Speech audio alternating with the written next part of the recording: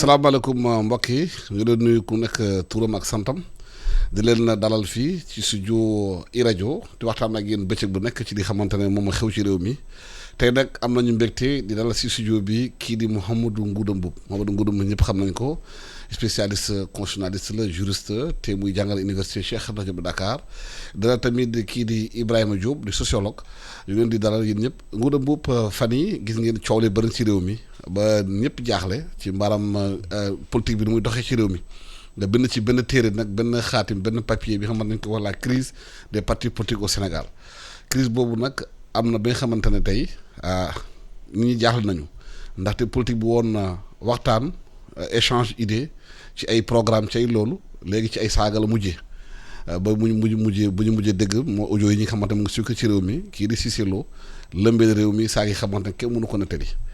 li waral tey Sénégal ñu nekk ci situation boobu. jërëjëf Alassane maa ngi lay gërëm ci invitation bi di nuyu say auditeurs ak say téléspectateurs di profiter occasion bi aussi di nuyu monsieur Diop di kontaan trop di ñëw fii aussi ci kër gi. waaw laaj bi am na solo parce que boo xoolee xam nga Sénégal dafay société mais société boobu noonu dafa am lu muy tabax maanaam dafa am lu koy jëmale kanam loo xamante ne ay bànqaas la donc mu tabax li ñuy tuddee état boobu nag ni muy doxe donc ña cay dem ak ña koy ŋànk day ñoo xamante ni ci askan wi la ñuy jóge bu ñu jógee ci askan wi dañuy dem foofu noonu doon ndawal askan wi maanaam toogal leen foofu noonu di leen waxal yoral leen seen kaddu yor ay ndombal tànk ñi yor ndombal tànk nag ci état dañu leen a sas parce que dañu ne bu ñu fa bëggee dem maanaam bu ñu bëggee nekk ay politique loolu la constitution bu Sénégal wax dafa ne mën ngeen a créer ay parti politique parce que dafa ni nit ñi mën nañu am ay cadre foo xam ni maanaam dañu fay dajaloo pour ñoom dem ci bànqaas yi nga xamante ne askan wépp a dajaloo ni lii la ñu bëgg a def mu ni loolu mën nañ ko jaarale ci parti politique. moo tax boo xoolee suñu constitution. ci tomb yi nga xamante ne la am. parce que 103 article la mais da ngay xool ni parti politique ci tomb yu njëkk yi rek dañ ko ciy tudd maanaam ñeenteelu tomb bi rek dañuy wax parti politique lan lay jariñ ak parti politique lan lañ ko sas ak parti politique mooy lan. moo tax constitution bu Sénégal toujours constitution yu ñu mës a am yépp day indi parti politique ni parti politique ñoom dañuy dem di laaj baatu askan wi waaye loolu yépp dañ ko daan wax ba 2016 ñu dellu siwaat def référendum bi ñu defee référendum ñu ni parti politique ni muy doxee ci Sénégal dañu ko war a doolelaat maanaam dañu koy moderniser.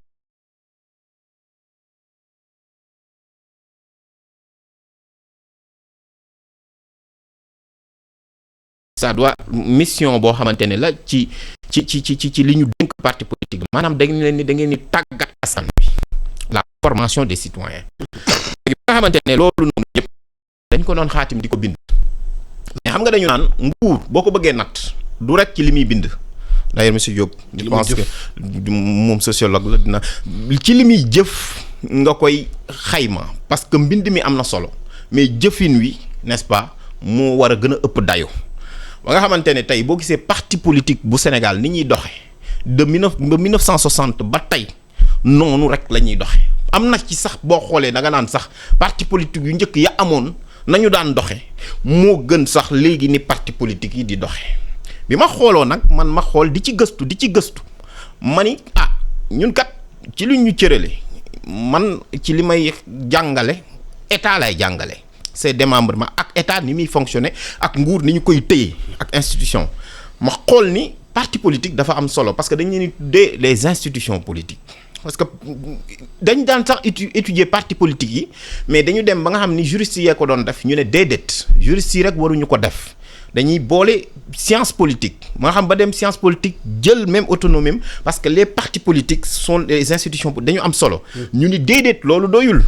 dañuy indi les sociologues parce que juristes yi même ak politistes yi parfois am na fu ñu mën a yam sociologues yi dañuy mën a dem ba nga xamante ne au très fond même de la société danañ mën a wax lii moo ko lal lii moo ko lal mais ci sama jàngat Alassane boo xoolee li ñu dal lu bari Sénégal ci retard lu bari lu ñu ko am ci parti politique la jógee muy boo jëlee le PS depuis la crise de 62 ci parti politique la jógee boo jëlee PDS li ko dal ba mu perte nguur gi ci parti politique la jóge boo jëlee tey jii nii li nga xamante ne mooy des partis comme donc l'APR nga xamante ni parti bu bees la mu def une prouesse ñëw jël nguur gi mais da ngay xool ni parti boo xam ni la mën nañ ko tuddee c'est quasiment une étoile morte parce que même président de la République wax na ko parti bi structuré wuñ ko da nga naan sax est-ce que parti la ba nga xamante ni jafe-jafe yooyu nag du rek ñoom lay dal parce que bu leen doon dal moo tax li ma commencé parti politique dañ koo cëral léegi ñoom jafe-jafe boobu noonu bu leen dalee problème boobu noonu day répercuter wu suñu état. voilà foofu li nga wax dafa am solo Alassane non seulement da daan laal état rek ba nga xam ne da doon lekk état bi jusqu'à ses entrailles ni ñu koy tuddee maanaam ba nga xamante ni mais léegi dafa dem di lekk société bi nu mu koy lekkee xam nga ñi nga xamante ni dañu nekk ci parti politique yi ay valeurs la ñuy am. et valeurs yooyu noonu dañ ko daan jëlee ci société bi di tabax nit parti politique da daan tabax nit donc day créer moo tax militantisme ñuy wax ay l'école du parti mais léegi dañuy dem ba nga xam ne safaan la ñuy gis ci parti politique bu ñu amee réunion da ngay gis xeex tojante bopp da ngay gis tey jii nii ñu génn saagante. da nga gis ñoo xamante ni tey dañuy génn tey di xarabante da nga koy gis ba pare da nga koy gis ci ndaw ñi da nga koy gis ci jigéen ñi da nga koy gis ci mag ñi da nga koy gis ñi ñu am ndombal tànk kon nga xam ni donc fépp la laal couche société bépp la laal donc li dal parti politique yi dafa dal ci état bi dal ci société sénégalaise loolu nag li ko indi mooy crise des partis politiques ba ma jàngatee ma ne lii crise rek moo ko mun a indi mais crise boobu noonu da nga ciy gis ñaari fànn une crise latente ak une crise apparente maanaam li ñuy gis ak li ñu gisul. waaw daañu ñëwaat ci loolu. waaw Ibrahima est-ce que li xewte ci parti politique yi conséquence léthargie société bi la ou bien dëkk bi nu mu doxee la ou bien crise boobu crise sociétale la d'abord. jërëjëf Alassane jërëjëf Ngouda di nuyu Sénégal di nuyu waa Afrique di masawu coono ñëpp ñi nga xam ne ñoo am naqar ak tiis ci àdduna. rawatina biir Sénégal rawatina tamit ñi nga xam ne dañoo am ay faatule ci feebar bi ak situation bi waaye ñi ci am tamit ay téq-téq te dina am ay liens yoo xam ne dinañ ko teg ci diggante crise bi am ni ak situation économique bi nit ñiy dund dëgg-dëgg parce que de tout temps xool nañ ni bu jafe-jafe koom amee politique day yëngu d'abord loolu dafa am solo que ñu gis ko beneen bi mooy que en fait du tey rek la safaan bi am maanaam ay audio la ñu dégg tey démb déggoon nañu ay CD waaye am na yeneen façon xabaar yu daan am yu ñu daan utiliser am na yeneen sanction yu ñu daan utiliser tamit te du tey rek la ñu dàq nit wala ay nit ñu sénégalais yi yëg ko ak sénégalais yi bañ koo yëg parce que parti politique dafa mas di dàqaate dafa mas di sanctionné ci Sénégal d'abord seen tradition et mooy sanction yi nga xam ne jot nañ ko ci kaw média bi ak sanction yi nga xam ne kenn jotu ko ci média bi ñoo xam ne dañ leen réprimer éliminer leen carrément te sax nekk ñu woon au pouvoir opposition bi la ñu nekkoon ñu éliminer leen ci biir opposition bi donc loolu li muy poser mooy mbiru violence lay poser et que kuréel yi est-ce que kuréel yi nekk na ay kuréel yoo xam ne bu dee ay institution lañu seen liggéey bokk ci c'est vrai wuti nguur gi waaye waxtaan ak askan wi ci anam yi ñuy wutee nguur gi ak naka lañ ko war a jëfandikoo bu ñu ko jotee ñu former leen ci seen li ñu naan seen projet de société loola am na ay naax saa yu ci am xëy na moo tax ñu daal di gaawantu daal ne crise sociétale la wala crise sociale waaye loolu gaawantu la réellement tension bi bu ñu ko tegee bu leer ci jàngat bu am pas-pas dina génne beneen façon taxawaay bu nit ñi war a taxaw bu fekkee dañuy gëstu mbiru parti politique ak organisation sociale yi am ba léegi te tamit du le propre maanaam du mbir moo xam ne da nga koy fekk ci parti politique kese da nga koy fekk ci syndicat yi da nga koy fekk ci association yi da nga koy fekk ci kër yi. li waral loolu. waaw li ko waral mooy que Sénégal ba léegi ak Afrique ci boppam mais Sénégal plus particulièrement dañoo taxawul daat ne naka la ñuy def ba équilibré maanaam ba tolloole ba nga xam ne fu waay amee jafe-jafe fu waay amee lu ko metti mu am fu mu ko jooyee foo xam ne dafay nekk kuréel goo xam ne dootul taxaw ndax yaa ma neex ndax sax kanam ndax jëmm mais dafay nekk kuréel goo xam ne wala nit ñoo xam ne wala ay bànqaas yoo xam ne dina permettre tension bi am ñu mën ko faa indi waxtaane ko indi ci ay sabab yoo xam ne dina mën a jur yoon boo xam ne dina mën a ubbi ëllëg waaw tension boobu la ñu war a espace de régulation yooyu moo am déficit ci Sénégal. mais nguur bu ñu gasee bu baax ñun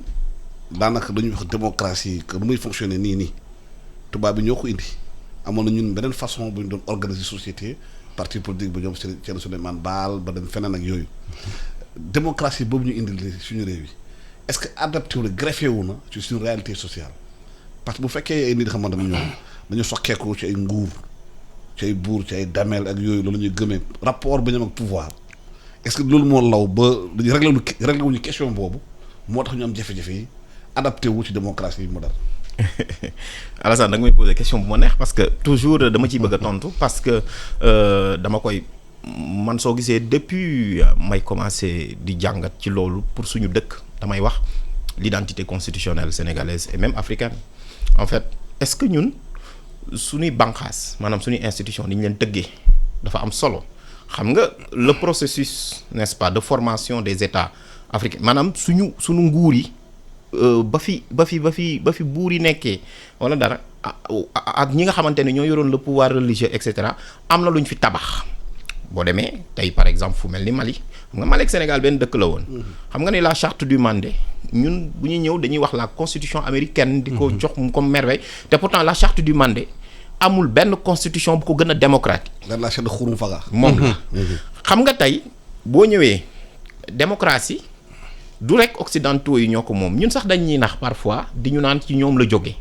déedéet parce que ñoom soo demee dañ la naan démocratie ñoom deux mamelles la ñun bu ñuy jàngale ci yoon ki nga xamante ne mu ëpp lu mu ci bind muy autrichien Hans Kelsen la démocratie sa nature et sa valeur dafa naan dafay reposer sur deux mamelles la liberté et l'égalité mais loolu ñi ko défendre teg ko mais ñu ci bari dañoo xalaat toog fii ku mel ni Thierno Souleymane Baal deux principes yooyu noonu boo xoolee tey jii nii moom moo doon régir l'Almamia le régime beneen bi ci topp boo jëlee un état dama koy wax état laa koy tuddee comme le Cayor dans le Cayor Alassane da nga daan gis ni le roi avait moins de pouvoir que nos chefs d'état actuels lu leer laa lay wax ni parce que bu fekkee tey par exemple maa ngi wax sous le contrôle de monsieur Diop nga dem ba kàddu amatul sax solo xam nga ñun Sénégal conseil constitutionnel daf ñu ñuy président de la république lu mu wax ak askan mi bu nu ko xaatimul ci kayit en version législative ak réglementaire teguwul fenn mooy li ngay wax dafa am solo loolu la wax de xam nga kon ñun droit bi am na lu ci bari loo xam ne dañu ko jéggaani jël ko mais suñu tradition dañu la naan kaddu dafa fort roi bi bu jéggee kàddoom dans l'Afrique traditionnelle bu ko respecté dañ koy destituer dans l'ancien Cayor un roi a été destitué le roi Daoudem Demba par le conseil des sages conseil des sages boo xoolee 7 membres ko composé woon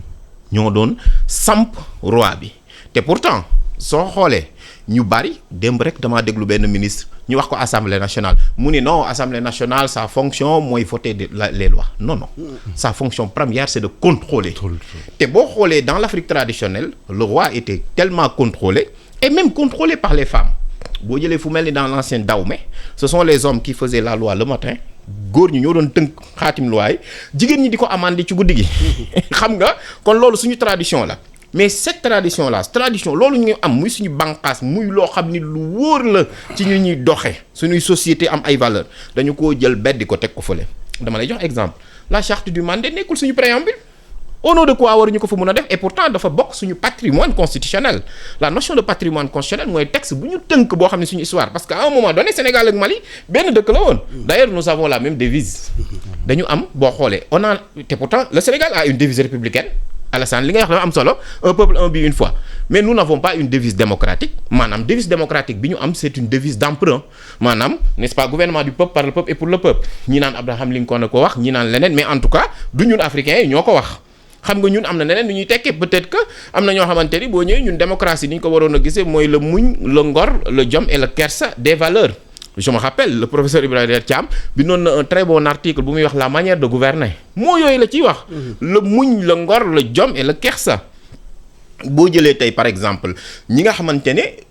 dañu daan doxal moo tax soo xoolee dama ko doon wax sànq ma dellu si chef d'état yi nga xam ne ak chef de parti yi ñi nga xam ne parti politique yi ni muy doxee ak nguur gi ni muy doxee institution yi ñi ko ŋànk dañu leen canaliser woon boo xoolee le professeur Babacar Kanté doo ko doon wax ñeneen di ko wax ñun dañoo waroon a am chef d'état yoo xamante ni les moins forts am les parlements les plus forts par rapport ak li ma wax mais tey safaan wala ñu am kon nga xamante ni ñun suñuy ressort ak suñu identité ak suñu culture ak suñuy règle dañu koo jël rejeté ko soo xoolee suñuy préambule lañ la ñuy wax déclaration universelle des droits de l'homme baax na yeneen déclaration en France mais texte bu ñu produire au Sénégal ou bien en Afrique du ñu ko jël loolu nag dalay wan ni tout simplement ñun concept yi nga xam ne dañu koy dem di ko jéggaan yi di ko jël bu ñu ñëwee fii même du ñu ko mun a traduire tey jii kenn xamul tey jii démocratie nu ñu koy waxee ci olof kenn xamul nu ñu koy waxee ci tukulóor kenn xamul nu ñu koy waxee ci joolaa kenn xamul nu ñu koy waxee ci séeréer waaye ñëpp xam nañ ni tey ki mel ni ay Thierno Souleymane Baal dem nañ ñu bañ ni sax li mu def sax am na lu ci inspiré américains yi xam nga am na ku ko bind tënku ko teg ko mais boo xoolee loolu yëpp lan moo ko indi mën nag la modernité am lu mu indi aussi suñu société mooy maanaam ñun démocratie bu daan dox dañ ci daan boole lenn ay valeurs maanaam ñun bi ñu amee suñuy indépendance dañu doon tabax état yu bees ñu commencé dem par des partis uniques am na lu ci am lu ci amul woon mais xoolal. parce que démb rek le doyen Babacar Justin Ndiaye am na ab texte bu mu ci bind ni da ngay xam ni c'était le choc des idées et non pas n'est-ce pas le choc entre les muscles nit ñi ci xalaat ak xam-xam lañ doon xëccoo mais ba ci xeex ak xotti worma da ngay gis ni tey par exemple parti politique yi amul kenn ku ci teg un débat programmatique ma wax la tey jii nii ñu ngi vivre la crise Covid amul benn parti politique bu la mën a tegal un programme de relance économique wala benn parti politique bu la mën a tegal un programme de relance économique alternative te ñoom ñëpp tey jii nii ku ci nekk bëgg nga nguur gi xam nga loolu tey jii danger la sax pour ñun ñi nga xam très bien ñi nga xam ne ñoo war a yor nguur gi d'ici 2024 ñi nga xam ne ñoo koy xëccoo te proposé wuñ Sénégalais yi lu wóor lu dul taxaw mais bu ñu ñëwee est-ce que dinañ fi mën a def ñi nga xamante ne ñoo fi nekk li ñu nekk di def wala est-ce que duñu reculer loolu nag soo xoolee toujours day gouffre bu am maanaam li may wax naan barrière la c'est-à-dire sénégalais yi dañoo dem ba nga xamante ne ñoom ñi leen di jiite sax wala ñi nga xam ne dañu nekk ci parti politique yi reconnaître uñ seen bopp dinaa ci ñëw moo tax ba nga xam ne soo gisee système sénégalais léegi mouvement moo fi gën a dox que parti politique. justement est-ce que loolu bu amee dañoo constater que avant bi PS nekkoon fii nekk PS boobu amoon na club national développement amoon na ay bureau politique waxtaanee maam di nguur gi jël di faram-fàcce ko am ay réunion bureau politique am école du parti mais léegi dañu constaté parti yi amatul réunion de parti politique amatul maanaam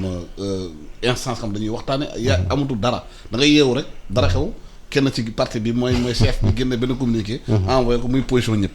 est-ce que loolu taxul maanaam waxtaan bi amatul diggante parti bu ñu ko jëlee foofu dañuy def réforme bu ñu defee réforme du ñu satisfaire problème bi maanaam bu ñu nee vitalité démocratique amul parti yi doxuñu liggéeyuñu et cetera loolu ay réforme lay indi dama bëgg ñu def liñ naan ñun bu ñuy waxtaan fu ñuy commencer ak lan la ñuy wuti ci benn waxtaan parce que waxtaan bi ñuy ubbi nii xam nga seen groupe de presse dafa am puissance ci sama kanam man puissance am mooy que en fait xam naa ni am na soppeeku yu bëri mën na jaar Sénégal buy jaar Sénégal mën na jaar ci yéen ci presse bi en général mais surtout yéen ndax qualité débat yi ngeen di poser kon bu ngeen di poser de qualité débat dañ koy cadrer bu ñu cadrer dañ naan lan la ñu bëgg actuellement nii li ñu bëgg mooy que ni ñun dañuy daan ni comme dañoo nekk ci difficulté ci jafe-jafe ñu ne nañ taxaw ñu waxante dëgg te dëgg rek tax maanaam nit taxul mbubu taxul kiiraay taxul dara taxul nañu waxante dëgg ñu xool daal ne fan la ñu jëm désormais ponk bi ci njëkk bi ñu war a interpeller mooy le président de la république parce que moom moo war a taxaw daal def benn jàngat daal ne man fan laa war a yóbbu Sénégal dëgg-dëgg fan laa ko jëlee fan laa ko yóbbu dama koo jële ci situation de crise mais ba léegi ñu ngi ci situation de crise lan laa war a def est-ce que dialogue national bi wala dialogue politique bi ñu def solution la déedéet gis naa ni dialogue boobu nekkul solution parce que bu doon solution crise bu mel ni feebar bii du am dialogue bi taxaw loolu mooy première remarque boobu daf ma heurté beneen point bi mooy que ponk bi ñu war a téye mooy ñun fi ñu jëm ñu ne dañuy dem émergence ak lan ak yan bànqaas ak yan kuréel ak yan instance ñu gis ni ci yooyu yëpp dara amu ci loolu mooy dëkk bu ñu waxante dëgg beneen poñ bi mooy que bu fekkee ne dañ ko war a encadrer nañu woo ñi nga xam ne seen xel dafa màcc ci biir yoon pour que ñu encadrer ko mais ñooñu tamit nañu poser seen problème ñu régler seen autonomie ak seen indépendance surtout en termes institutionnels ñu wut benn conseil je dis bien pas conseil mais un cours vraiment pour régler problème yooyu ñu stabiliser foofu pour que ñu jël Sénégal désormais parce que c'est possible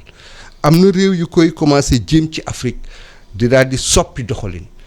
mais bu ñuy bëgg a soppi doxalin ci biiru politique il faut que élection yi ñuy randal ñu bàyyi ko d'abord parce que amul fenn fu ñu ko mën a teg daal ne élection locale yi kat dañ koy pousse amul sens tey jii nii parce que waroon nañ ko organiser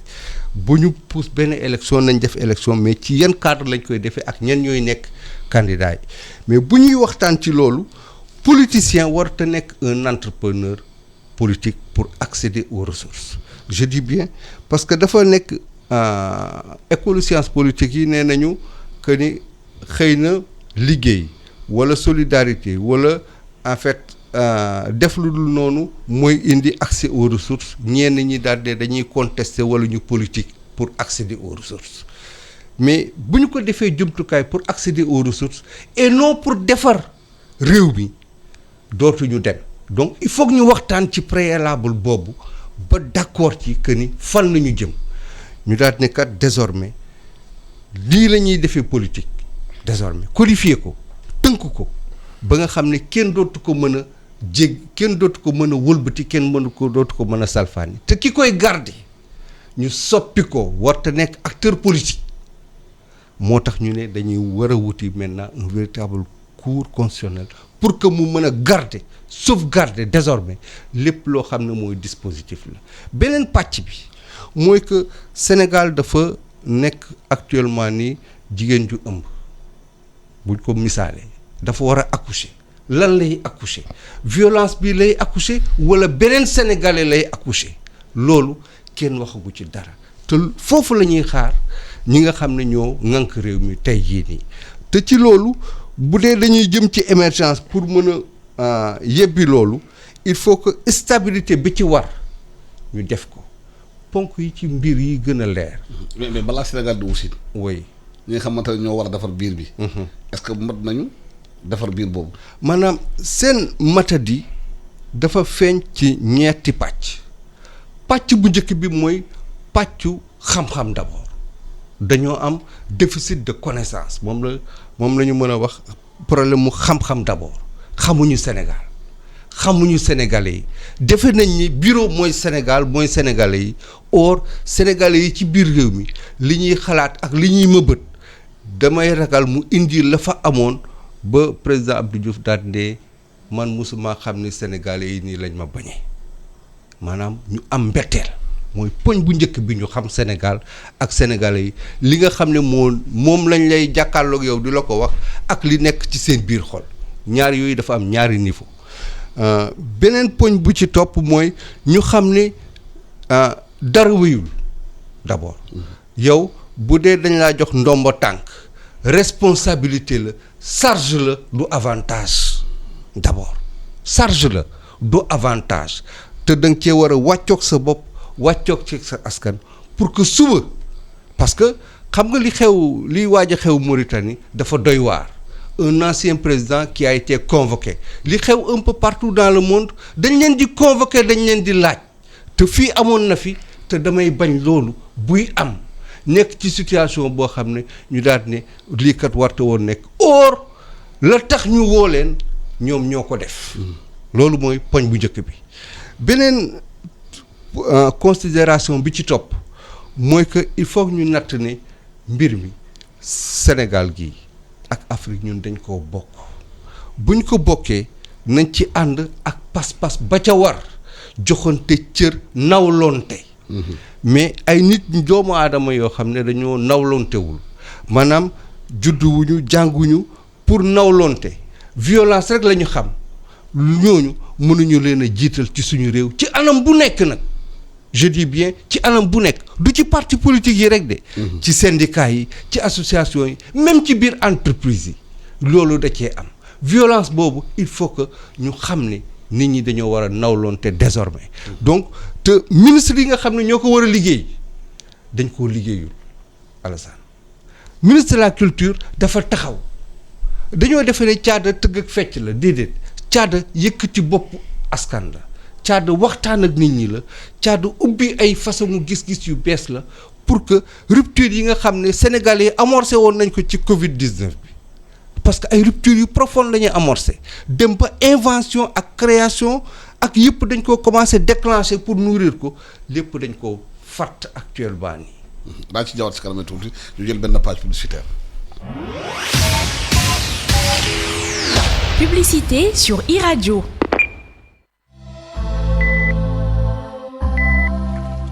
yéen ndawi Sénégal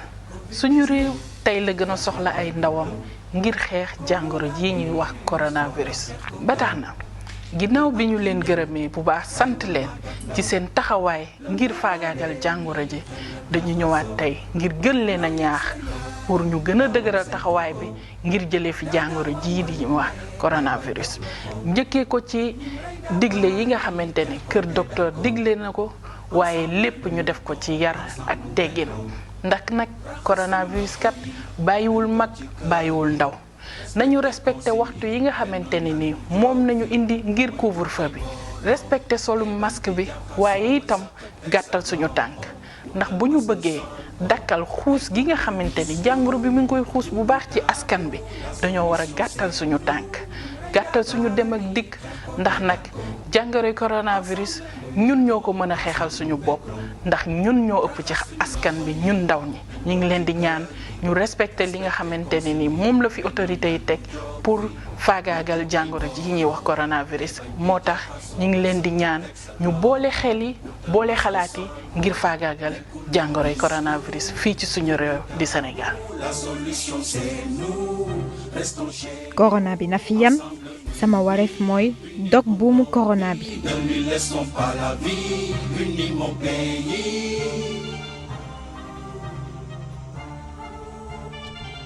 jëf ñu fàttali yéen a ngi déglu iRadio ñu ngi am comme invité tey Ibrahima Diop di sociologue ak kii di Ngouda Mboup Mamadou Ngouda Mboup di spécialiste constitutionnaliste liggéey université jàngal science politique foofu Ngouda sànq waxtaan ci biir waxtaan bi dañuy ne dafa am benn crise latente ak benn crise visible est-ce que crise latente ak visible boobu bu ñu ciy jógul mun na am conséquence ci stabilité réew mi. ci laa bëggoon a ñëw sax et moo bëgg a profité wax ni aussi. mënuma d'accord ñu ne homme politique yi wala ñi ñuy jiite xamuñu pour man xam nañu parce que en fait ñoom ak ñun ñoo bokk école yi ñu fréquenté. duñu ko savoir ci sénégalais yi la ñu génnee. waaw man mii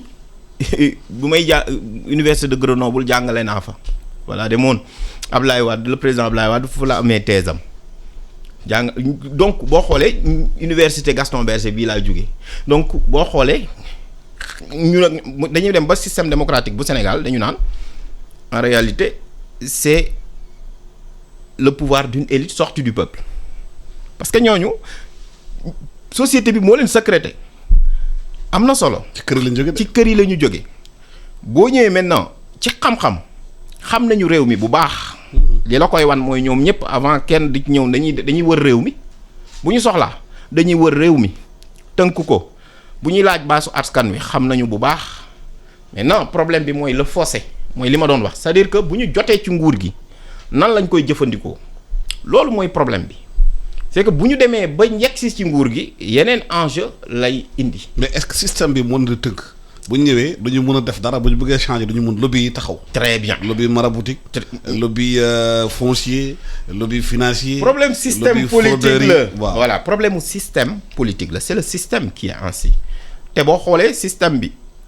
il suffit que nga def un voyage dans le système pour mun ko comprendre que dafay un moyen de boo xam ne dafay broyer nit ñi. da lay écraser mun nga am ay idées très géniales mais système bi la ñu bindee de telle sorte que boo ci duggee am na nooy def loo xamante ne muy man di sama moroom. mën na la changer complètement loolu nag pour ñu mën ko xeex man dama d'accord ci monsieur Diop li mu wax il faut que ñu redéployer les tiers pouvoirs maanaam ñi nga xamante ne soxlaatuñu les grands pouvoirs ñu leen di dooleel am nañ doole ba pare Assemblée nationale am na ay cër ay prérogatives députés yi ñoo ko bëggut a exercer. Le président de la République a ses pouvoirs maintenant soo xoolee justice am na ay cër yoo xamante ni doyul. Cour constitutionnelle wax na ko am na solo même si bu ñu ñëwee dañu naan différence entre cour ak conseil wala cour suprême problème bi c'est les hommes parce que juge yi nga xamante ni élevé nañu et cetera parce que soo demee fu mel ni Gabon cour constitutionnelle moo fa am boo demee fu mel ni Togo cour constitutionnelle moo fa am te pourtant les mêmes problèmes li ñuy jànkontee comme ñun mais ñun conseil constitutionnel bu Sénégal comme moom moo tënk boppam ci texte yi la ko teg war nañ ko mën a dooleel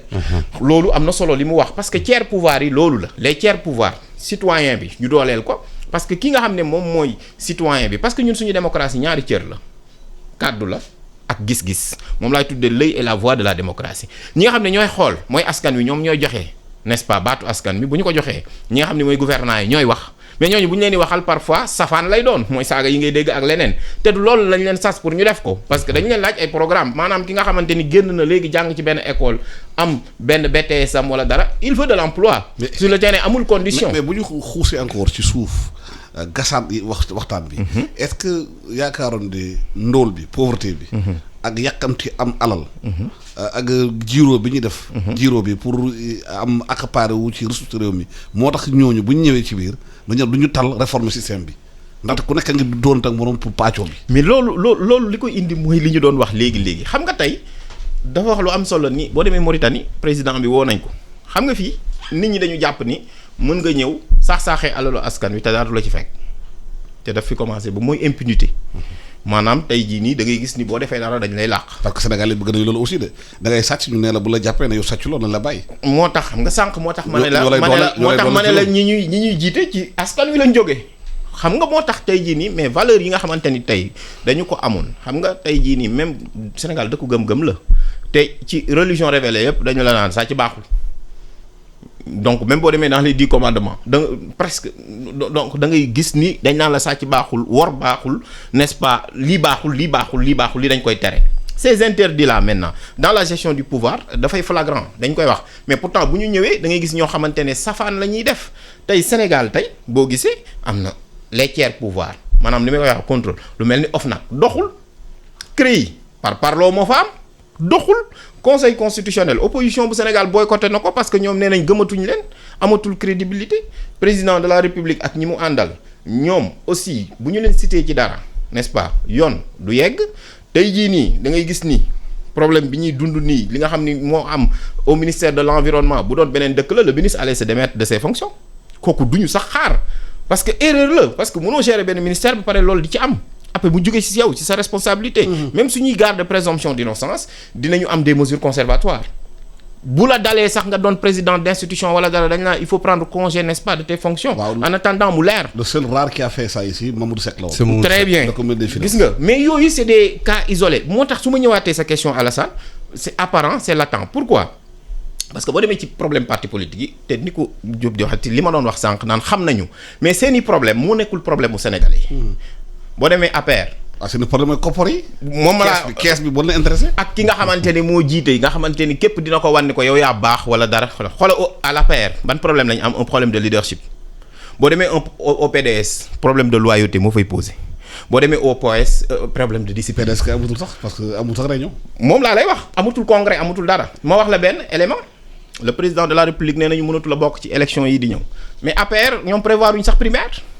xam nga foofu rek pëcc xóob gi ko c'est-à-dire que ku ne mën ngaa samp sa ndënd mu jógee fu ne bu fekkoon tey loolu nag aussi day indi maintenant li loolu mooy li xew ci biir parti mooy atmosphère bi. très bien maintenant li nga xamante ni aussi moom dañ ko war a gis te moom la doon wax sànq muy réforme il faut que réforme am xam nga la moo tax parce que suñu bàyyee parti politique yi noonu rek parti politique yi dinañu nasaxal réew mi. mais réforme amoon na assise nationale am na ñu réunir fii wër réew mi wër lépp kàngam yi toog. xam nga réforme bokkul ak réforme moom laa lay wax lu bari bind nañ ko fi tënk ko fi ma jox la parti politique gu Sénégal yi amul benn parti bu la mën a wax ni man def naa bilan financier loi bi daf leen ko wax. chaque année ministère de l'intérieur mi nga xamante ni moo war a sàmm loolu noonu moom mooy administrer les libertés et les partis politiques du xool du kii même parti présidentiel duñ ko def le financement par exemple des partis politiques tey jii nga xamante ni l'argent du terrorisme ak l'argent de la drogue tout ça ñun ñu waroon a regarder ñu xool bàyyi parti politique di doxe nu leen neexee beneen bi ci topp mooy da ngay xool ni parti politique yi la plupart du temps mais ni nga ko waxee tey jii nii combat bi lan la c'est pour accaparer les ressources dafay am ñoo xamante ni donc dangay toog parti politique boo ko jëlee c'est pour ne plus avoir des problèmes d'argent tey da ngay xamante ni tey par exemple bu ñu yegsee au pouvoir dañuy cëroo c'est-à-dire que ku ne da ngay sédd sa moroom moo tax ba nga xam ni soo xoolee même la classe politique Alassane xoolal ba tey lan moo tax ñu am la même classe politique parce que elle se reproduit sur elle-même ñi nga xam ne ñoo ko ŋànk moo tax ma ne la système la ay vase communicant loolu nag day indi leneen mooy maanaam ki nga xamante ne mooy nattale kooku dañ koo tënk gis nga citoyen sénégalais ci texte yi dañ leen tënk xam nga lu tax ñu tënk leen parce que boo toogee tey di def lu la neex di def safaan pour ñu jëlee la fa wala pour ñu mën la sanctionner day metti parce que amuñu ay mécanismes de démocratie semi-directe les mécanismes de démocratie semi-directe day créer des vases communicants pour créer des moments de respiration démocratique maanaam askan wi bu ñu toogee ñoom laay wax ñooy lëy gouvernants yi ñooy la voix de la démocratie ñi nga xam ne ñoo leen di waxal bu ñu leen waxal looy wax loo xam ne safaan la wala bëgguñu ko day am ay moyens de mécanisme de démocratie semi-directe mooy droit de pétition wala l'initiative populaire wala référendum te xam nga référendum c'est à usage présidentiel te ñi yor nguur dañ koo ragal du ko defee maintenant pétition dañu ni fenn rek nga ko mën a yóbbu conseil économique et environnemental conseil économique social et environnemental mais tey xoolal problème li surtout citoyens yi sax xalaatuñu pour dem fa parce que dañ naan institution bi jariñul dara plutôt que dañ naan c'est budgétivore wala même conseil économique social et environnemental moom aussi amul visibilité ci kanam citoyens yi ba nga xamante ne dafa am benn rupture moom laa doon wax sànq rupture bi muy am entre le sénégalais et ses institutions maanaam gis nga institution sénégalais yi dañoo dem ba nësëx ba nga xam ni état bi système partisan bi da koy lekk ba l'état s'est ossifié moom laa doon wax ni c'est en soi dangereux parce que maintenant l'état du système politique am na yenn yoo xamante ni ci société bi la doon jóge au début après ñu koy bu ñu demee ci parti bi ñu tàggat nit ñi booy jógee ci kër wala ñëw am ay défauts yu ñu fàtte dañ la naan ah déet lii kat doxe nii wala dara wala nga ñëw ni ah man kat fii laa bokk wala dara dañ naan la ah loolu d'accord waaye nag bu ñu ñëwee li nga xam ne yëfi mbooloo la dañuy doxale nii balay tàggat mais loolu la ñu fàtte c'est-à-dire que boo xoolee parloo gi boo ñëwee dama lay jox exemple un problème day am dans un parti politique ñaar wala ñett wala ñeent nit def ko mais ñi nga xam ne ñoo gën a jege n'est-ce pas ki ngànk parti bi ñooñu du ñu leen a sanctionner dañuy xool ki nga xamante ne moom àndul ak ñoom ñu dóor ko duma ko loolu nag boo demee ci assemblée nationale nga gis ko maanaam tey jii nii benn pouvoir rek mooy dox léegi li ñu bëgg mooy lenn loolu la ñuy tuddee des députés godillots maanaam yow da ngay ñëw da ngay soutenir président da ngay nekk bay faalam xam nga loolu bu demee te nga xam ni yow dañ ne la yow dañ lay jox baatu askan wi député bi dañ la naan parti bi moomul mandat bi moomul mandat bi sénégalais yi ñoo ko dox léegi parti politique bi dañ la naan ñun ñoo moom mandat bi muy loo xamante ni mënoo ko comprendre su ko defee tey système partisan bu Sénégal palin bi la très métier foofu laay ñëw loolu yëpp mooy Alassane li may wax c'est-à-dire citoyens yi dañ leen a tënk gis nga texte yi ci palin wi ak ci niñ koy doxalee xoola palin wi dañuy ñëw tey par exemple ñu ne proportionnel tuuti lañ la jox majoritaire tuuti lañ la jox te sax man dama naan suñu ko defoon majoritaire intégral war na mun a changer wala suñu ko defoon majoritaire intégral ñu am parce que xoolal même le président de la République wax na ko nee na moom du reconnaître les mouvements politiques te mouvement yi ñoom dañu juddu ci problème bi xam nga la moo tax parti politique yi dañu nekk comme des étoiles mortes comme nu ma koy waxee léegi ci seen biir nag am leneen loo xam ne da leen a dab mouvement yooyu ay frustration moo ko indi mais mouvement yooyu dañuy lekk parti politique yi boo gisee par exemple les mouvements yi nga xamante ni sont autour de Karim Wade par exemple ñoo lekk PDS soo limee tey par exemple à l'APR tey courant yi ñoo ko commencé lekk soo demee tey par exemple lu mel ni parti socialiste li ko xar problème mu mouvement la kon nga xam ni tey jii nii parti politique yi ñoom dañoo jàpp ni na 1960 doxe woon noonu la doxe woon alors que 1960 période boo xamante ne la woon tey jii nii bokkul ak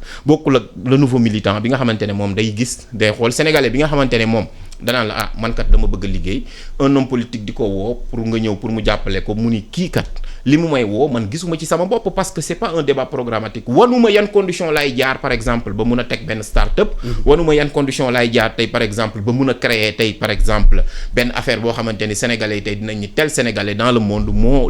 ko inspiré wu loolu yépp nag lan lay indi mooy maanaam Sénégal parti politique c'est un appareil non seulement c'est un appareil de domination boo ci duggee dañ lay dominer mais beneen bi ci topp mooy c'est un appareil boo xamante ni nii day suuxat état maanaam au lieu mu yëkkati état mais da koy suuxal xoolal tey lu dal APR day dal n'est-ce pas nguur gi loolu nag li ko indi mooy président de la République comme monsieur Diop ni mu ko waxee man d'accord naa moom lañ njëkk a interpellé Sénégal joxoon na ay jéego ba ñu dem ni président de la République waratul la nekk chef de parti Abdou Diouf nangu ko woon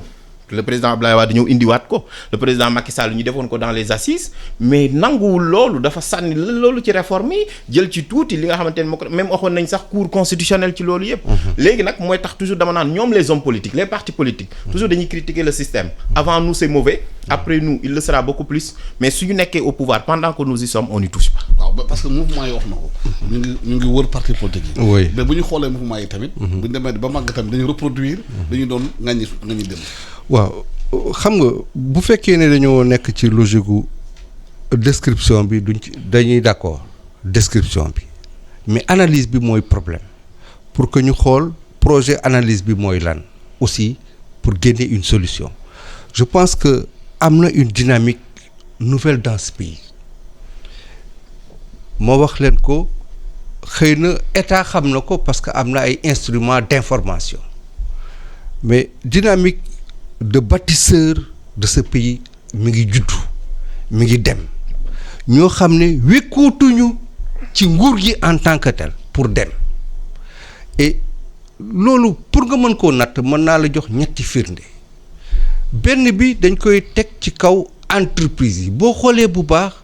entreprise yi ci crise bii ñu nekk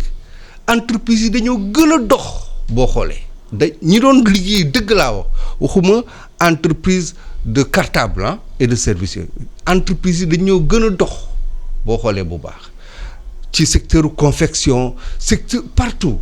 boo xoolee bu baax beneen point bi ñu koy mën a natte mooy que en fait nit ñi ñi ngi jël seen bopp en charge et directement parce que entre action publique bi ak réalité terrain bi décalage bi ci am kon dinañ mën a nekk dans une catastrophe sanitaire donc nit ñi ñi ngi jël seen bopp en charge et directement ñetteelu point bi am solo lool mooy mébét bi booy waxtaan ak nit ñi dëgg ci biir réew mi parce que man du ma sociologue de bureau sociologue de terrain là je fais le tour des régions de ce pays là confinement bi moo bloqué woon situation mais maa ngi commencé war di déplacer wu et je discute avec beaucoup de communautés d'associations et tout mais nit ñi ci seen biir xol entre li ñuy wax bu nit ki taxawee ak li ñu lay wax dëgg mooy que d'accord ñoo ñii d'accord ñoo doxalin bi parce que dañoo am kersa premier kersa bi ñu am mooy bi ñu amee consensus autour du président ci action Covid-19 bi coowu ceeb bi jógee rek ñëpp dañoo taxaw croiser les bras daal di am kersa ci seen bopp reconnaître ñu sax seen bopp en tant que sénégalais donc dafa poser problème donc moo tax ma lay wax ni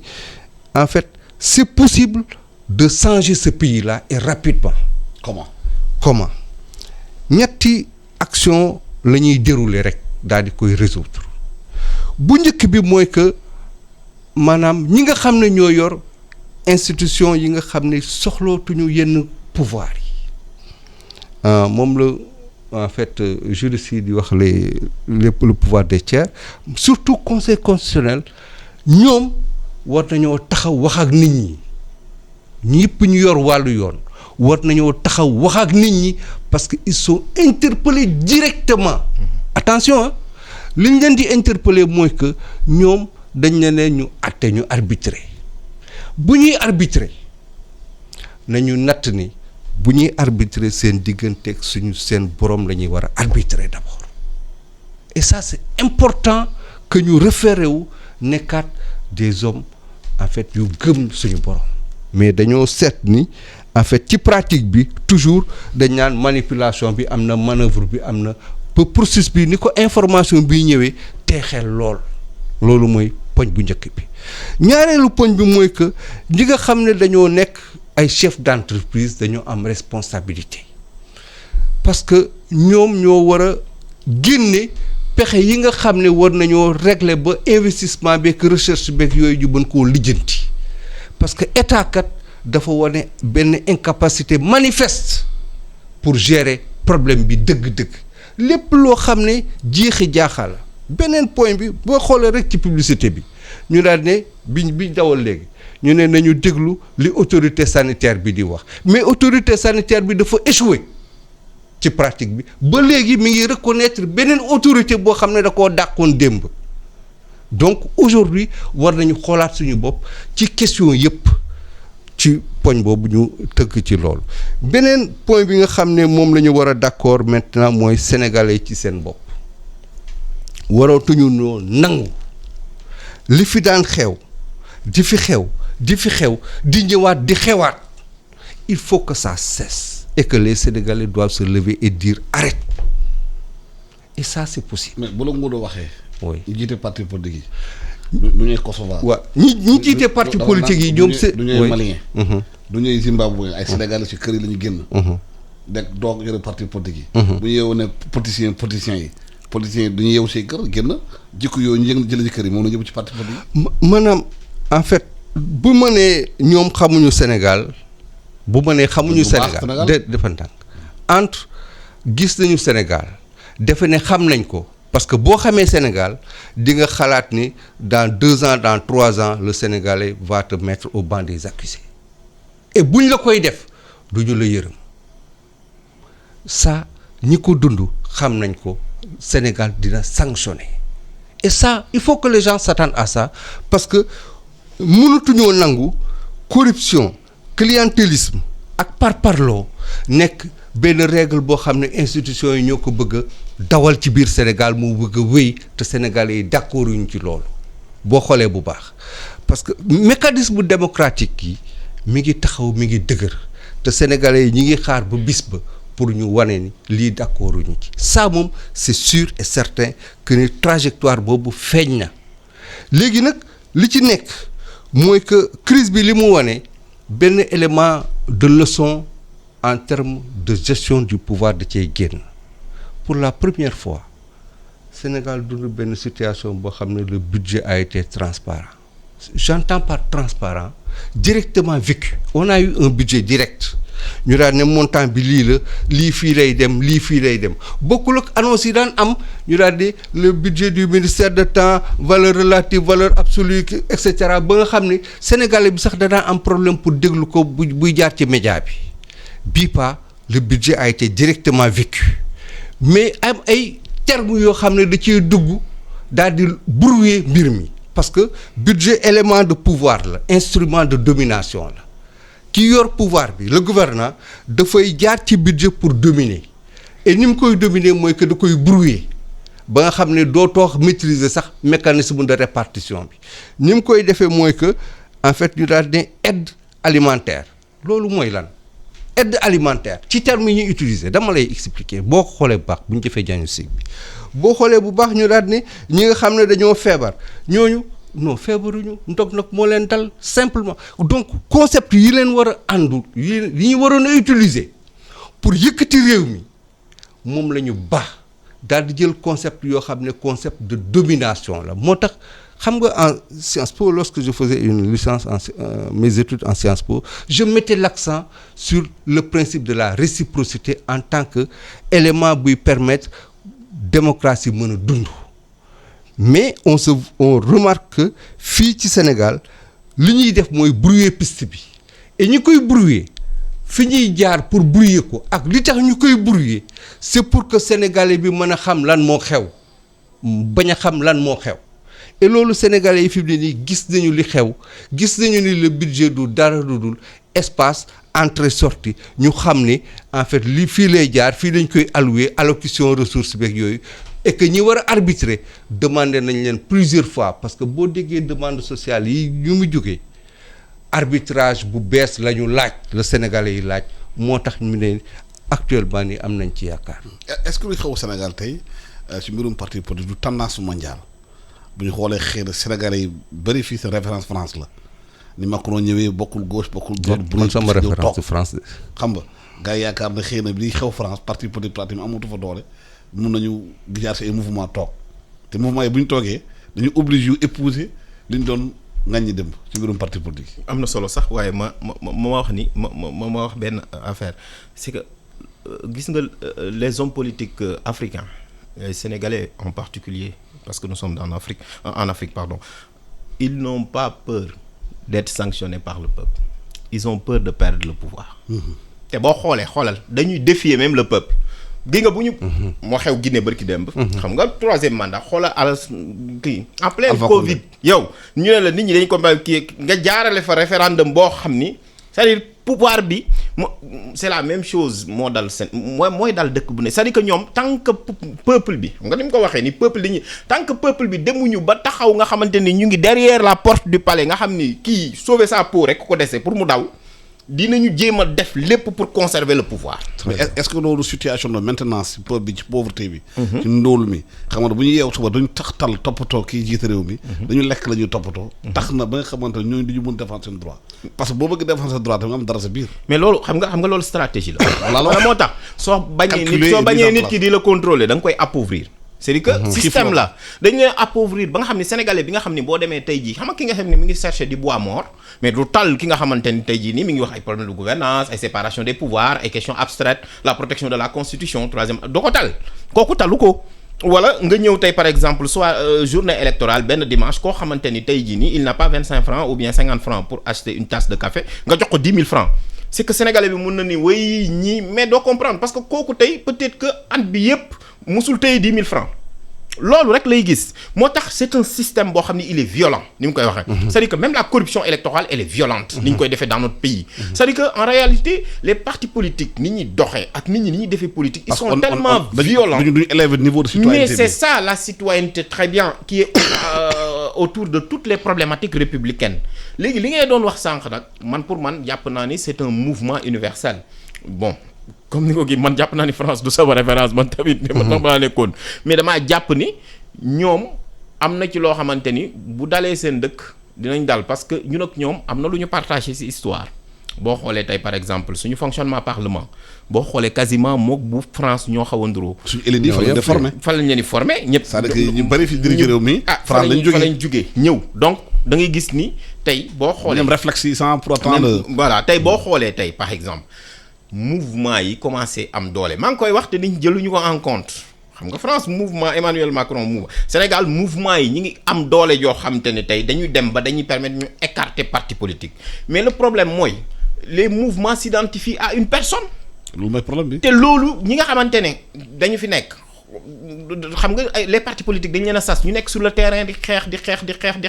xam nga élection des 3 mois benn waaye jógee fële rek am xaalis bu bari doo xam fu mu ko jëlee. ñëw créer mouvement. kooku il crée aussi de la corruption électorale parce que xaalis lay jël moo tax loolu yëpp si day ñëw ba nga xamante ni ñun suñu système c'est-à-dire ñun quel mode d'organisation du système partisan n'est-ce pas le monde associatif des partis politiques ban loolu nag boo xoolee homme politique yi bëgguñu ko le financement des partis politiques bëgguñu ko ni mu ko waxee am na solo la transparence dans les partis politiques da ngay gis koo xamante ne day nekk ci xoolal parti politique yi ni ñuy naxee sénégalais yi dañ naan woy war nañ dem congrès am nañ dem congrès dañuy jaay carte yi benn waay yu nekk ci parti bi mooy ñëw ni man jënd naa 500 000 cartes wala jënd naa et cetera ñeenti nit ñooy jënd carte yi donc bu ko defee bu ñu demee congrès ñu ne congrès sans débat loolu du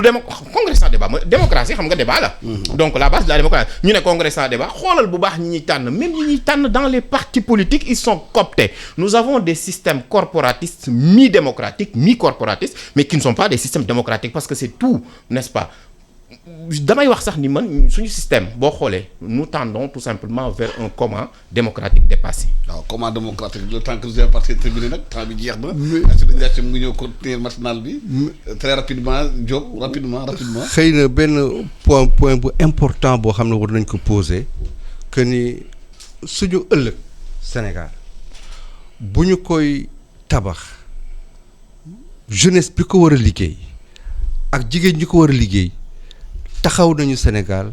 tey jii nii pour bâtir ce pays et ça c'est mooy source espoir bi nga xam ne moom am nañ ko. te loolu leer réew mi ni kii doon wax réew mi nañ ko pencoo. kenn du ko pàccoo. kenn du ko pàccoo ñu ne gërëm di leen sant. Ngouda Mboup di gërëm tamit Ibrahima Diop. assuré jaajëf côté Matinal bi jërë ngeen jëf.